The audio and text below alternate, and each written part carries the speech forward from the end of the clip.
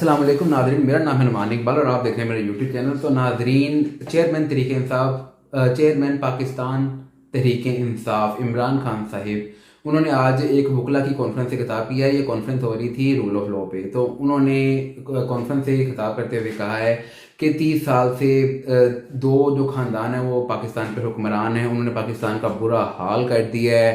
और इन 30 सालों में पाकिस्तान से इंडिया भी आगे निकल गया और बांग्लादेश भी पाकिस्तान से आगे निकल गया।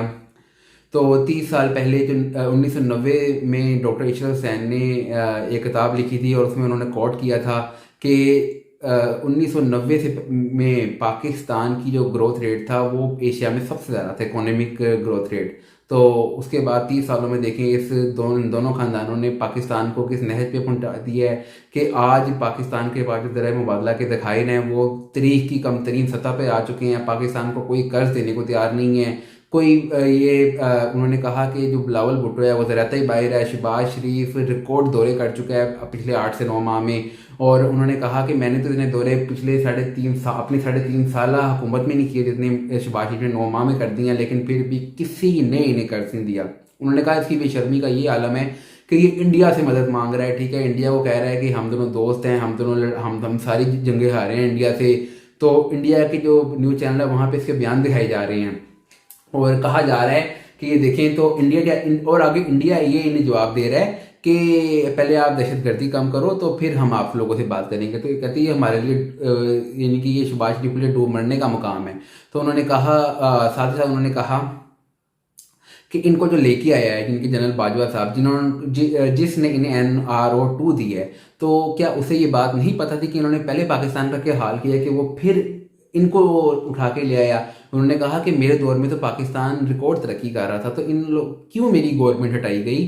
ठीक है, उन्होंने कहा कि पाकिस्तान में कोई रूल ऑफ लॉ नहीं है। उन्होंने कहा कि मैंने 25 साल बाहर गुजारे हैं, क्रिकेट खेली है, मैं बाहर दुनिया को मेरे से बेहतर कोई नहीं जानता। तो उन्होंने कहा कि बरतानिया को मेरे से बेहतर कोई नहीं जानता, अमेरिका को मेरे से बेहतर कोई नहीं जानता। उन्होंने कहा कि वो सारी तरक्की जो कौमें हैं वो तरक्की याफ्ता इसलिए हैं कि वहाँ पे रूल ऑफ लॉ है। और उन्होंने कहा हमारे यहाँ पे कोई रूल ऑफ लॉ नहीं है। हमारे यहाँ जो ताकतवर है वो रूल से ऊपर है, वो लॉ से ऊपर है, और जो गरीब लोग हैं जो लॉ है वो सिर्फ उन पे लागू होता है।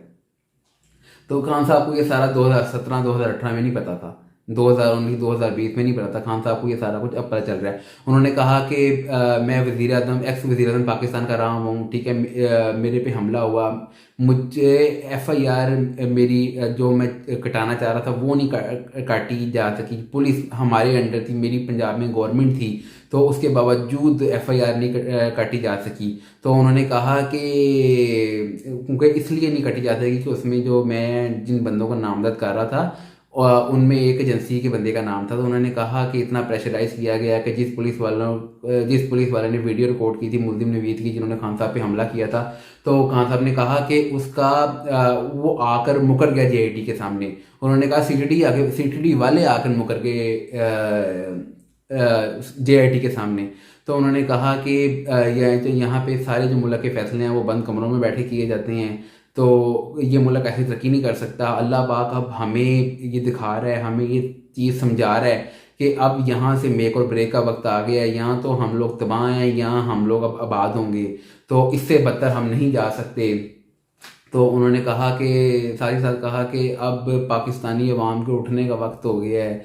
तो और बाकी उन्होंने वही पुरानी बातें कि जो आदम स्वाति के साथ किया गया, उसने सिर्फ एक जो सियासतदान है उसका ये हक है कि वो अपनी कौम को बताए कि उसके जो पैसे हैं वो कहाँ लूटे जा रहे हैं। तो आदम स्वाति को उसके पोते पोतियों के सामने तशद्दुद का निशाना बनाया गया। और फिर जो दूसरे साहब हैं शहबाज गिल साहब, उनके साथ क्या किया गया।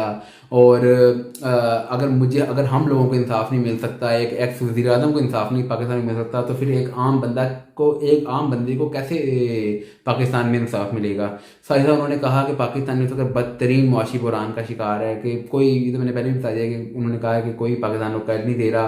तो उन्होंने कहा कि अब जो पाकिस्तान को कर्ज देगा वो सिर्फ IMF देगा, वो भी सिर्फ अपनी जो शराइत पूरी करवा कर। जब तक वो अपनी शराइत पूरी नहीं करवाएगा तब तक कोई पाकिस्तान को कर्ज नहीं देगा। और जो बाकी कंट्रीज़ हैं उन्होंने भी अपना जो कर्ज है वो उन IMF की शरह के साथ जोड़ दिया है।